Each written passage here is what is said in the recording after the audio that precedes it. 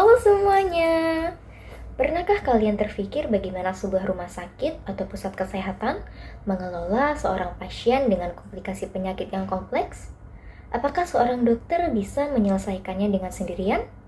Jawabannya adalah tidak.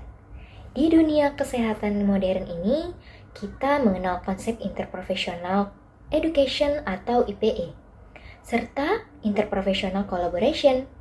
Nah, ini adalah sebuah sistem di mana berbagai profesi kesehatan belajar bersama dari satu sama lain untuk menciptakan kolaborasi yang efektif.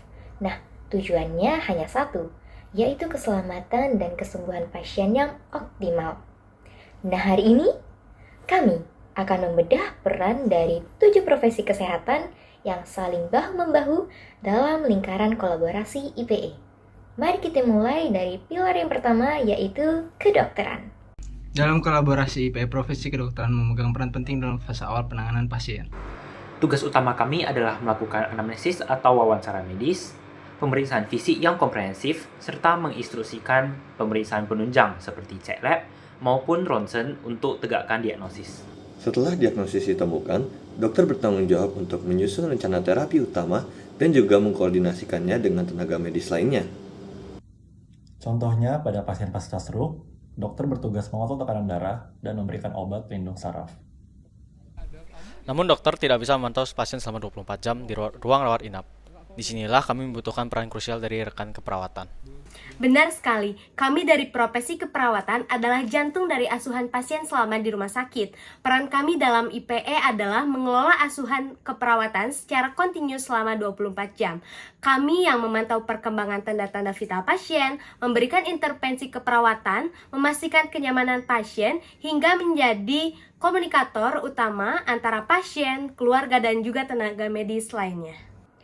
Dalam kasus pasien pasca stroke tadi, perawat bertugas mencegah komplikasi akibat tirah baring lama, seperti luka tekan atau dekubitus, serta melatih mobilisasi bertahap di tempat tidur. Ketika pasien sudah siap untuk mengembalikan fungsi gerak tubuhnya secara lebih spesifik, kami segera berkolaborasi dengan tim fisioterapi. Terima kasih keperawatan. Disinilah peran fisioterapi masuk ke dalam tim kolaborasi. Fokus utama kami adalah memulihkan, memelihara, dan mengembangkan fungsi gerak tubuh pasien yang terganggu akibat penyakit ataupun cedera. Pada pasien pasca stroke, kami merancang program latihan khusus untuk menstimulasi kembali sistem syaraf dan otot yang sempat lumpuh, melatih keseimbangan, hingga membantu pasien agar bisa berjalan kembali secara mandiri. Kami melihat aspek fisik, tetapi kami juga sadar bahwa proses pemulihan fisik yang panjang itu seringkali meruntuhkan semangat dan juga mental pasien. Oleh karena itu, kondisi psikologis pasien harus dijaga secara berdampingan oleh rekan kami dari psikologi. Menghadapi penyakit kronis atau penurunan fungsi tubuh pastinya menimbulkan guncangan emosional yang berat baik bagi pasien maupun keluarganya. Disinilah psikologi berperan menjadi sangat vital dalam tim IPE, karena di sini kami berfokus pada kondisi kesehatan mental dan psikologis pasien. Tugas kami di sini untuk mengidentifikasi adanya kecemasan, depresi, penurunan motivasi untuk sembuh ataupun berobat, hingga memberikan intervensi berupa konseling ataupun terapi psikologis. Kami juga mengedukasi keluarga atau caregiver agar mampu memberikan dukungan emosional yang sehat tanpa mengalami burnout. Kesehatan manusia itu holistik, tidak hanya mental dan organ dalam. Kesehatan area mulut juga mempengaruhi asupan nutrisi pasien yang dikawal oleh kedokteran gigi. Seringkali orang lupa bahwa kesehatan gigi dan mulut adalah gerbang utama kesehatan tubuh secara keseluruhan.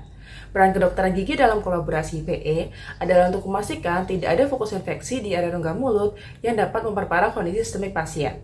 Sebagai contoh, bakteri dari infeksi gigi yang parah atau periodontitis bisa masuk ke aliran darah dan memicu komplikasi jantung atau memperburuk kondisi diabetes pasien. Dalam tim kolaborasi, kami melakukan pemeriksaan klinis intraoral, membersihkan sumber infeksi, dan memastikan fungsi pengunyahan pasien tetap baik agar asupan nutrisi untuk pemulihan fisik tetap terjaga. Dan berbicara mengenai rencana pengobatan holistik, semua resep obat yang dikeluarkan tim medis harus disaring dan disiapkan secara khusus oleh farmasi. Tepat sekali, di bagian akhir rantai terapi klinis, bidang farmasi bertindak sebagai pengawal keselamatan pasien dalam hal obat-obatan.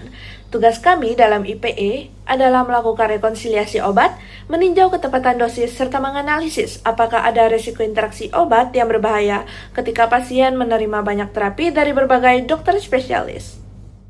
Kami memastikan obat yang diberikan adalah obat yang tepat dengan dosis yang tepat dan cara pakai yang dipahami penuh oleh pasien melalui konseling obat sebelum pasien pulang.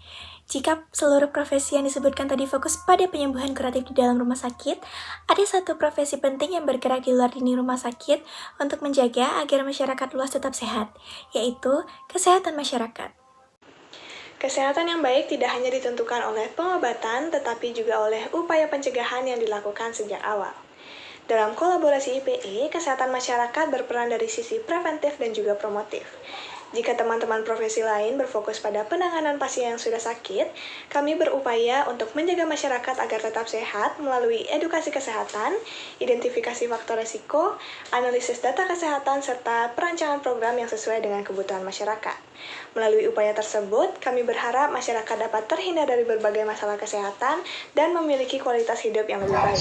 Melalui penjelasan tadi, kita bisa melihat bahwa kolaborasi IPE bukanlah tentang siapa profesi yang paling hebat atau mendominasi. Di sini IPE adalah tentang bagaimana ketujuh profesi ini meleburkan ego sektoral, menyatukan kalian yang berbeda, dan berkomunikasi secara interpersonal maupun profesional demi suatu fokus utama, yaitu keselamatan, kesembuhan, dan kesejahteraan pasien. Karena pada akhirnya sebuah tim yang sulit akan menyelamatkan lebih banyak nyawa.